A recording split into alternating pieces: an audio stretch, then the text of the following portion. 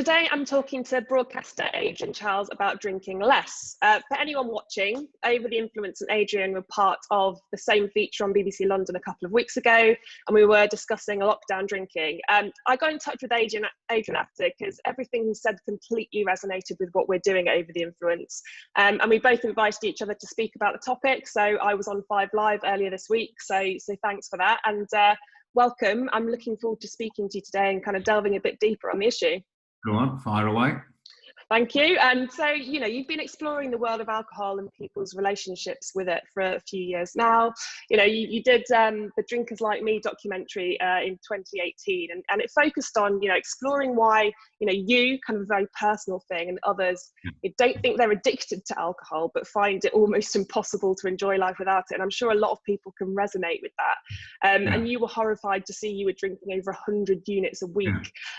So in the programme, you talked about cutting down to 20 units a week, and so we're a couple of years on now. Have you managed to do this? I think I have. I'm basically around about 20 units on average. Actually, it slipped a lot lower during lockdown, funnily enough, but I've just managed to drink more mindfully. Which I thought mindful drinking sounded like a ridiculous thing when I first heard the expression. Then again, I thought moderate drinking sounded like a ridiculous thing when I first heard the expression. But mindful drinking makes a lot of sense to me. And the key to it is looking at how much you drink and working out how many of those you really want or need or enjoy. I worked out if I got all my drinks that I'd had in my life since I was 15 and laid them next to each other in a line, in glasses, the line would be about 4 miles long. And then I thought, well, how many of those did I really enjoy? How many did I really want or really need? I don't think it's a third. It's about the secret of one of the key secrets of it is, the key challenges is to cut the ones out that you don't want. Stick to the ones that are really benefiting you in some way. And if you can get to that, then you're getting somewhere. So it's only the first drink or two that hit the mark. After that, it's just habit, generally, I think. Yeah. Well, and also knowing what you know, so you kind of went into the health implications quite a lot. And I think probably for you, it's quite shocking to see that you were kind of developing health problems from the amount you were drinking. So knowing what you know, why would you not want to abstain completely? What is it about being able to, obviously, you're lucky you've been able to cut down, which is great, and not kind of go on what some people say they don't have an off switch, and obviously you don't have that, which is really great. But why do you not want to abstain completely? I think there are benefits to drinking. I think drinking per se isn't the problem. So for me, it's like I write a lot about religion, and for me it's like religion in the sense that religion can do a lot of harm or it can do a lot of good. And in that sense, it's like fire or water. Fire can burn you, can consume you, or it can keep you alive in winter and heat your food up. You need water to live on, but you can also drown in water. So it's just what you do with it. So, alcohol, if it was a drug now and it was invented today as a drug, it would be illegal, unquestionably. But since we've got it and we're stuck with it, we might as well see the benefits of it. And I think anything that brings people together and gets people talking, I think is a good thing. Right? I think I can just about make that. I can just about sort of make the case for that. And also, practically speaking, if you're a drinker, your life is built around other drinkers. That's the key thing to understand, because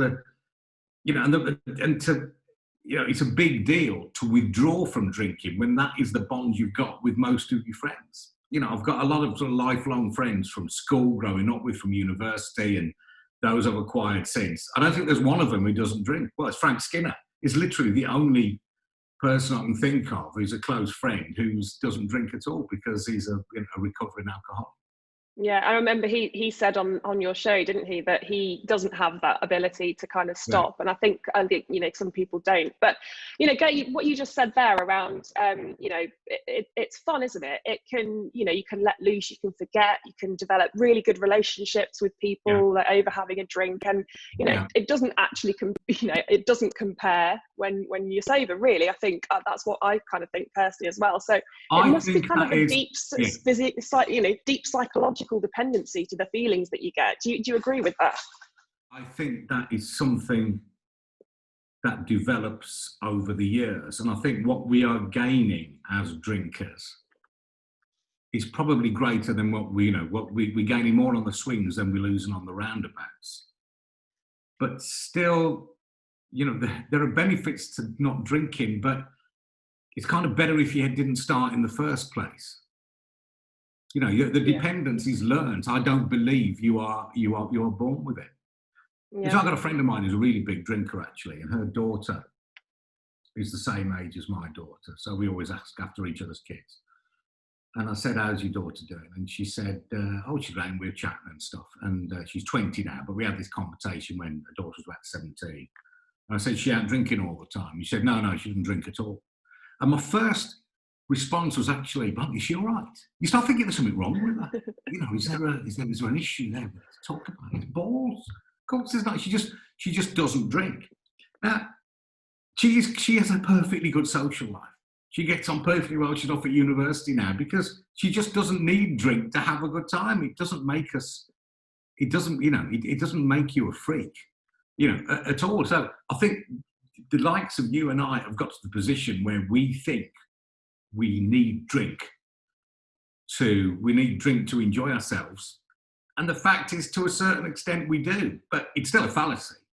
It's still something that we've learned for ourselves, that we've developed over time. In fact, this woman, the mother, she described to me once, and this is before I did the program or anything, it really hit a chord with me. And I've not been quite the same since, but I think I'd stopped drinking for Lent. And she said to me, yeah, now when I stopped drinking, the world just seems a very beige place. And I thought, God, she's right, it does. But that is terrible. Yeah. Because the world's not a beige place. Alcohol has wrought that damage on you. The sky's blue, trees are green. Yeah. People are great, people are bad. It's not beige. And if somehow this drug has got to us to the extent we're thinking, well, we're watching this in black and white. If we haven't got a drink inside us, then something's up. Yeah. And you just talked about the younger generations there. I think I've got two half sisters, and they're the same. They're 20, and they've never had a drink in their lives, I don't think. And they're happy. They've got great. Yeah, but I think the younger generation, where I work as well. I mean, I'm 33, and I think that I remember going into a workplace really, really clearly actually when I was about 29. And not feeling like I was particularly old in the workplace, but there were people between the age of 20 and 29 who were just they almost seemed of a completely different generation to me, because I've been used to kind of going out to the pub after work, and that's not what they do anymore. And it was really, really interesting. I've been used to going into work with a hangover, and none of them ever do. And I felt a bit like alien to me, but I sort of call it the Instagram culture, and the always on lens into the world of people's lives. And I think there are kind of positive, that this is for a different conversation, but kind of positives and negatives about the world of social media. But I think in terms of kind of the future of alcohol related illnesses, surely that has to be a bit of a positive. Do you think that in 20 years time we'll still be having these conversations that we're having now? Because I'm not sure we will. A couple of things on that. Firstly, though I mentioned my friend's daughter then, with my daughter's generation, and she's 20, then this girl was an outlier, the one who didn't drink. As far as I can see, she's off at university. Getting smashed is a key component of it. I don't see much social drink. I don't get the impression they go back to their digs and have a quiet drink most evenings. I think it's a question of preloading, which is absolutely standard before they go out, drinking a load of vodka or something, then going out. And getting smashed. I don't think they're wildly different to where I was at university. But, I mean, that's anecdotal, and the stats do bear out what you say, and that generation are drinking a bit less. I think you've got to be a bit careful. I mean, I'm not casting aspersions on your sisters or anything, but if they're not drinking, it doesn't necessarily mean they're spending the time taking regular exercise and reading improving novels. Because I would venture to suggest they're taking up a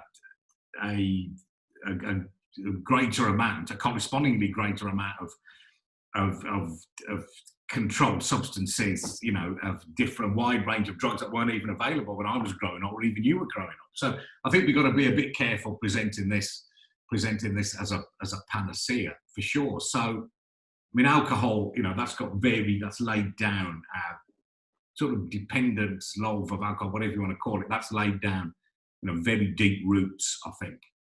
So, you know, it's going to be a long time before its influence wanes, I would have thought.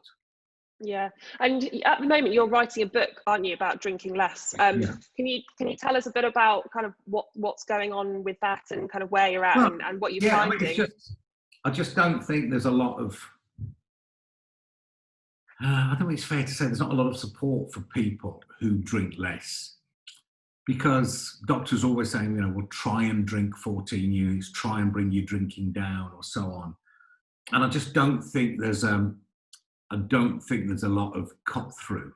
So I'm just trying to put into place what I've learned from my own experience and many other people's experience on how to tackle drinking less. And look, it might be useful, it might piss a lot of people off, I don't know, because there's certainly a school of thought along the sort of disease model of alcohol dependency, like the Alcoholics Anonymous, which would have it that, you know, moderate drinking is a fallacy. You know, they would certainly look at me and say, you're kidding yourself, you're an alcoholic.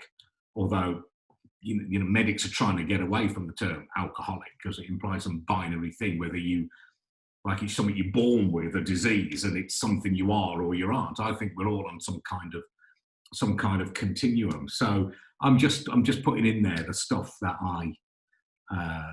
you know, the stuff that I've learned on my travels. Something that was interesting, actually. I was just talking to me the other day about words we have for the kind of drinking you're promoting compared to words we have for being smashed. Now, if you make a list of words that we have for being smashed, you'll still be thinking of more 3 weeks later. We must run into the hundreds. Just going back to when you're talking about the difference between an alcoholic and alcohol dependency, I don't think that it's really hard to kind of understand what that difference is, isn't it? Because I think, how would you describe, kind of knowing everything that you've been through and all of the people that you've talked to, and I actually didn't really realise that professionals are trying to get away from the word alcoholic now. I didn't know that at all, so that's quite interesting to me. Because, well, the reason they do that is that it implies some genetic predisposition to it. It's like it's a disease or a predisposition or a predetermination. You're definitely going to be like that. Now, there's some evidence that there's something of that going on, that, you might have a family history of extremely heavy drinking that we would have called alcoholism in the past. But from what I understand, it's not quite clear whether that is genetic or whether that is nurture, whether that's nature or nurture. Just because you've been brought up like that, then by somebody like that, you could end up falling into that pattern of behaviour yourself. That's not quite clear. There's also this thought that, if it's an either or, you are either an alcoholic, inverted commas, or not, then most 95% of drinkers will be able to say, oh no, I'm fine, I'm not an alcoholic. Yeah. Because somebody look at, staggering down the street or waking up in a shop doorway, or somebody drinking Pernod at 9 o'clock in the morning. I'll think, well, I'm not that. My problem actually was I was too fine. Certainly superficially, I could get up and go to work. I was, did a lot of exercise, never got into fighting, never did anything when I was sober that I wouldn't be. I never did anything when I was drunk that I wouldn't have done when I was sober. Also, I never really got drunk. Also, I never really stayed up beyond 11 o'clock. I've got a very good off switch. When I've had enough, I go home. I don't go raging on into the middle of the night, but I was still putting a lot away. And quietly, it was doing me harm.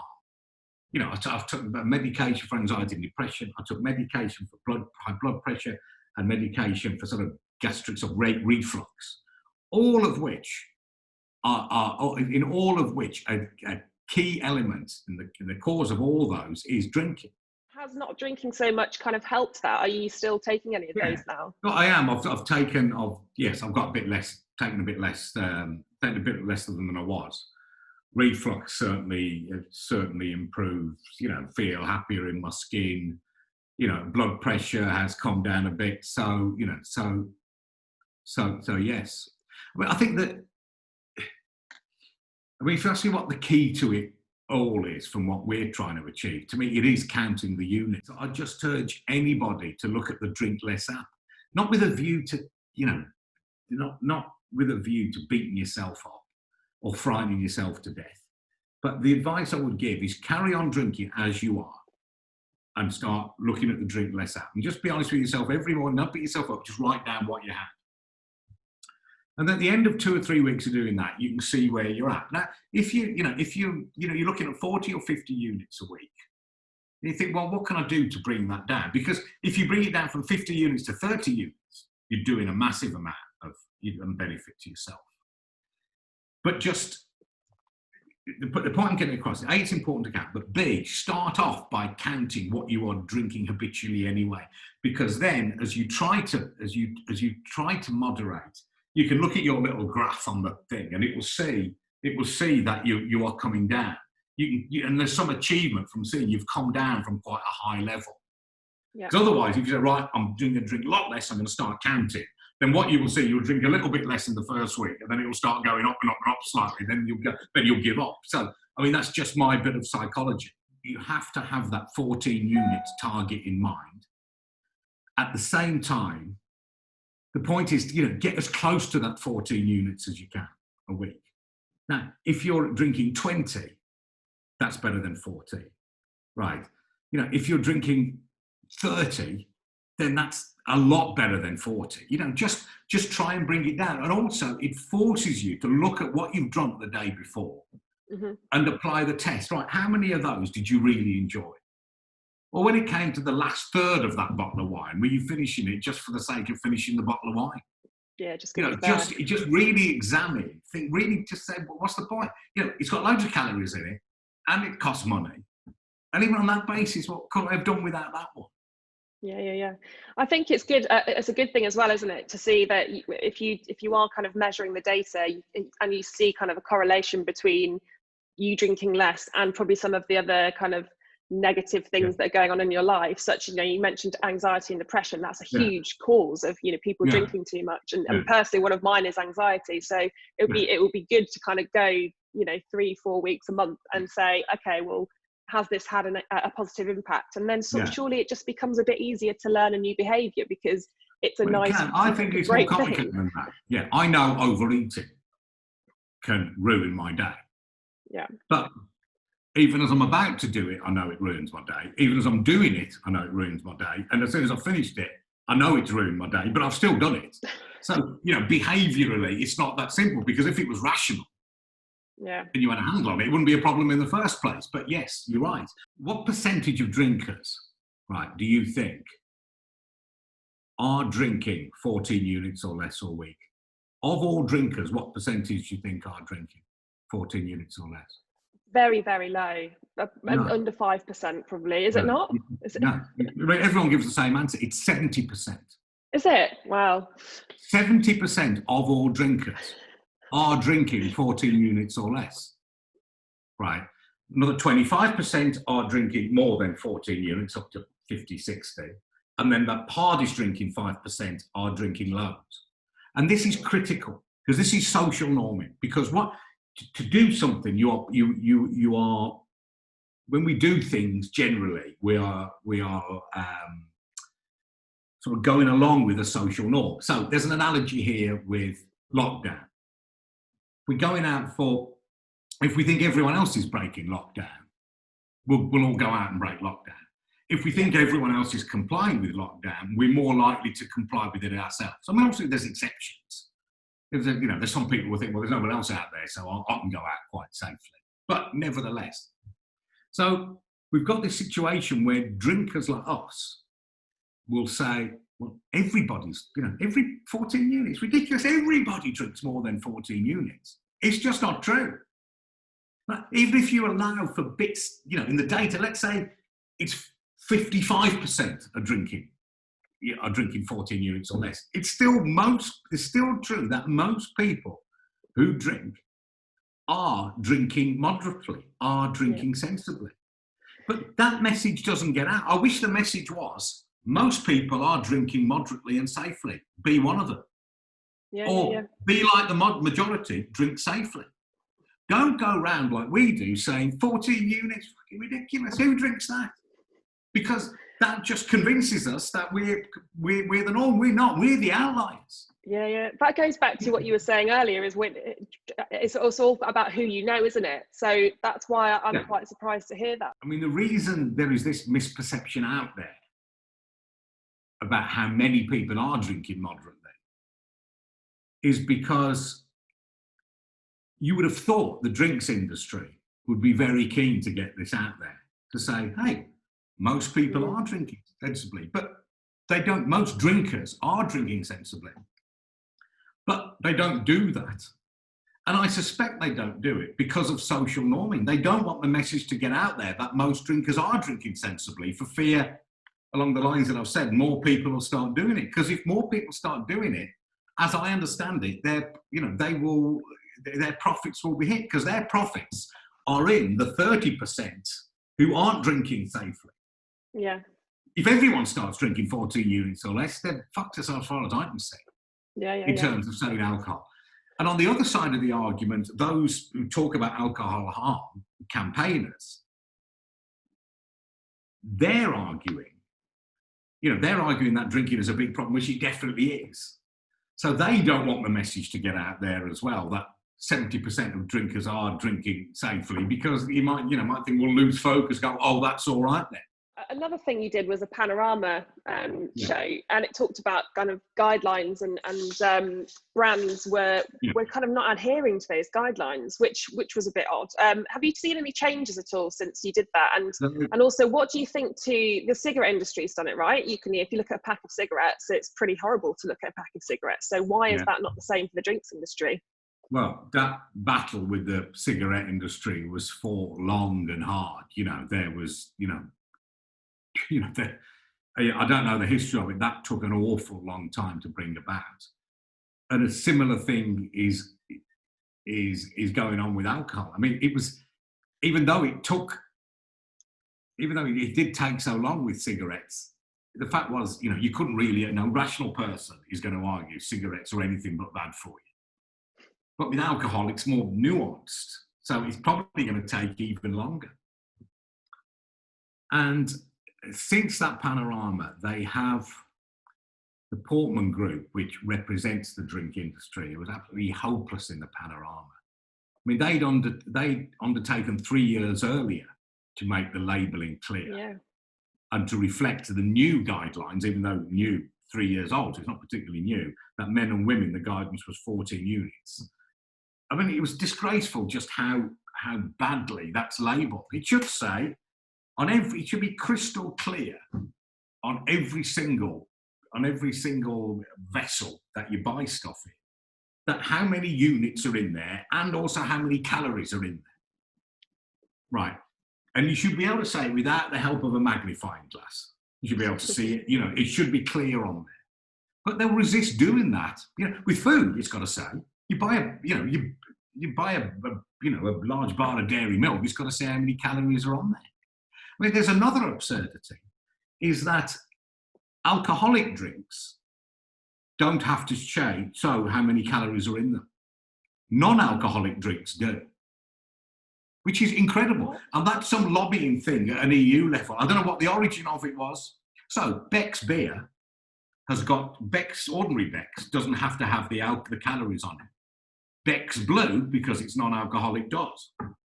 It's insane. What's that all about? Also, I mean, so much beer is sold in pubs.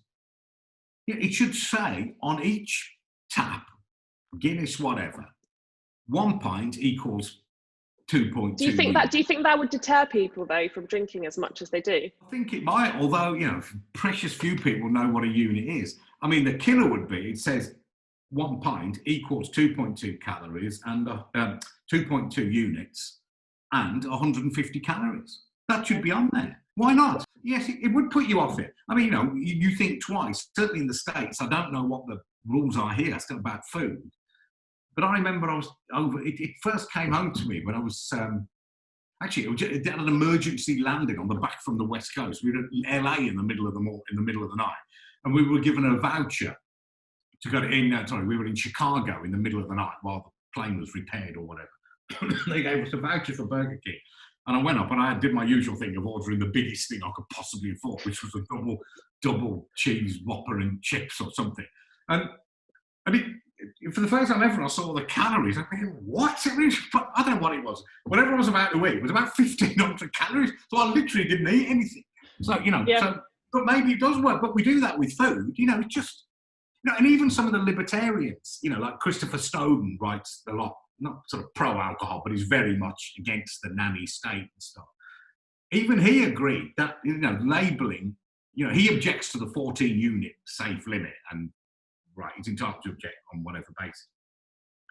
But he doesn't object to the idea of clear guidelines. Do what you like, but have the facts at your disposal. And the critical facts with any can or bottle of beer or wine is how many units are in it and how many calories are in it.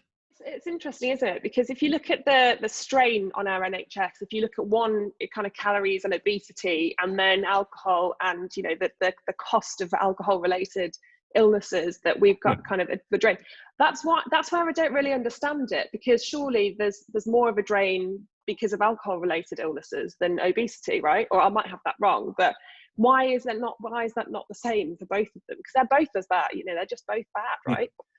So I don't get it. Well, because I suspect, I don't know. I suspect, again, because it's pretty unarguable that obesity is bad for you, it's slightly less unarguable around alcohol, because alcohol does have its benefits. And I think it's also the power of the lobbying industry, the amount, many of the drinks companies are massive multinationals, and have got, they have, they, one way or another, they will have huge political influence. I suppose it's got to be that, right? It has to be that. It doesn't make any sense otherwise. I mean, there's also an issue. You won't find many obese doctors, but you will find plenty of doctors who are drinking more than 14 units a week. There's a brilliant book by Professor David Nutt about alcohol, which has just come out, about the new science of alcohol, as he called it, when it's all kind of explained.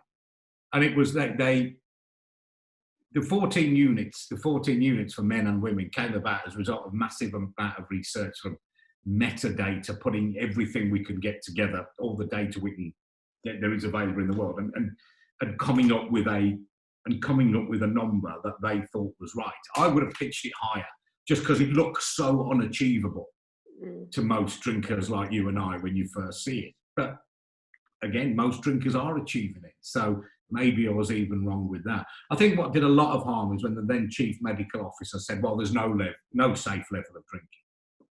Because for women that is technically true, actually.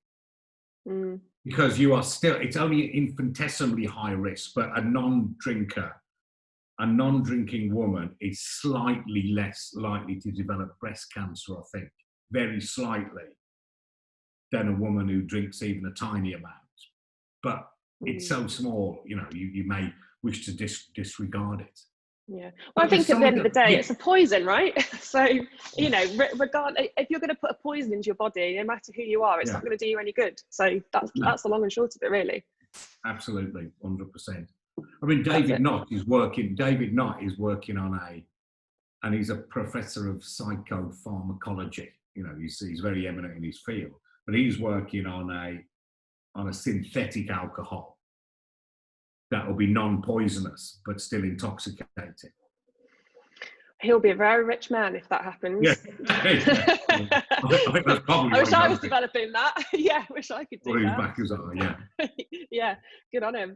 I'll have a look at that. But yeah, just got time for one more question. And the last question I want to ask you is, we've been sitting here talking about this, you've talked to a lot of people over the years, as have I. I've started talking to a lot of people.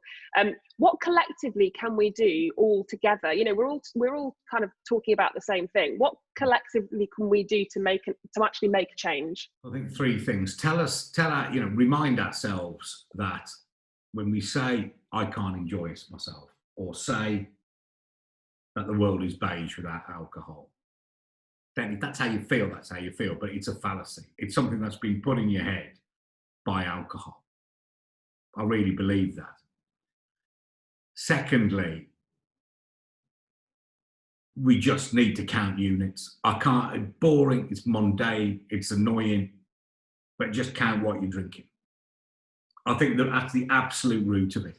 You know, I don't believe anybody who says I don't believe anybody can be serious about wanting to drink less if they're not counting what they're drinking. It's the key. You know, it's like, I don't know, it's like trying to get a car running properly without, you know, checking all the, you know, checking the fuel and checking what's happening with all the bits of the engine. There'll be a bit of analogy about that. The other thing, which is key, which I've tried to conform with, is that since I made the programme, I swore myself, in terms of social pressure on drinking, is to absolutely swear blind that you will never be pressured, however gently or however forcefully, into drinking something, or drinking when you don't really want to drink it. Do you find you ever are now? Everyone, even your friends, know what you're doing. Do you ever find anyone ever pressures you anymore? Anyway, you shouldn't. You should never press anybody into drinking. But do people do it to you? Yeah, you should never be pressed yourself, and you should never pressure anyone else. So even if your best friend comes along who you like a drink with, and they say, "Oh no, I'm just going to drink water tonight," or they show up and they've driven, they haven't let you down. It doesn't mean they're not your friend. It doesn't mean that your relationship is on the wane. It just means they're not drinking. Absolutely, just do not say anything. Yep. Or if you do say anything, say something positive. Say, "Oh, cool, whatever." You know, and I've struggled with that. You know, I'm offended when a friend will come round and they don't want to drink. Still, you're still offended if people come round your house and they don't want to drink. You know, I'm 53, and it's been like this since I was 15. You take, to de-wire yourself, re-educate yourself. You know, is difficult. Even just after the programme was made, I was giving this lecture to everybody I could find. And there was a friend of mine I often go out drinking with. I was in Manchester. And she'd come and meet at the hotel, we had a few drinks, have something to eat. And sometimes her husband came and whatever. But, you know, she was normally there. And she came up for a catch-up and she said, "Oh, I've driven." I went, "Oh, right, okay." And then, but after I'd had a drink, I started badgering her. "Well, when you leave your car here," I think I even said, "Look, I'll drive it back to work for you in the morning." And in the end, she said, "Adrian, I'm fucking pregnant." All right. Oh. You know, I'm such a dick. You felt stupid, didn't you? Oh, God. You know, so that's an issue with women of your age not suddenly not drinking. That's another awkward one. You want to be pregnant. It might be you don't want to be pregnant, but nevertheless, it's a pain in the bloody hole if people start assuming you're something you're not. Yeah, I've had that before. I've been out for work drinks, I think it was, or something, and I haven't been drinking. Someone's going, "Oh, you're not pregnant, are you?" I'm like, "Actually, no, I'm really not. And I just don't want to drink." What do you normally drink? I tend not to drink spirit, so I'll drink like I love red wine. Like I absolutely love red wine. Tequila's the only spirit I really drink. Beer, I love beer. I love a pint. A good tip for wine, which I don't always. Actually, for some reason, I don't do this at home, but I do try to when I'm out. Is that if you're at some dinner, have one glass, just one wine glass as the vessel, out of which you will drink wine and water. Right. So when you finish your glass of wine, fill it with water. That's a good idea. So you don't refill it with wine until you've drunk that water. It must sort of affect how little you drink. You know, how much you drink through, you know, over the course of the evening. Also, I think with beer, and to be fair, it was somebody at Drink Aware who told me about this, that in Germany, And a bigger nation of pissings you couldn't bloody imagine. But in Germany, they've got quite good techniques in terms of encouraging, drinking less alcohol. I mean, they've got lots of alcohol-free beers on draft, which we don't have here. And you can always get alcohol-free in Germany. And in Croatia, where my mum's from, it's hardly the most progressive country, but there's proper ice-cold 500ml bottles of alcohol-free beer everywhere you go.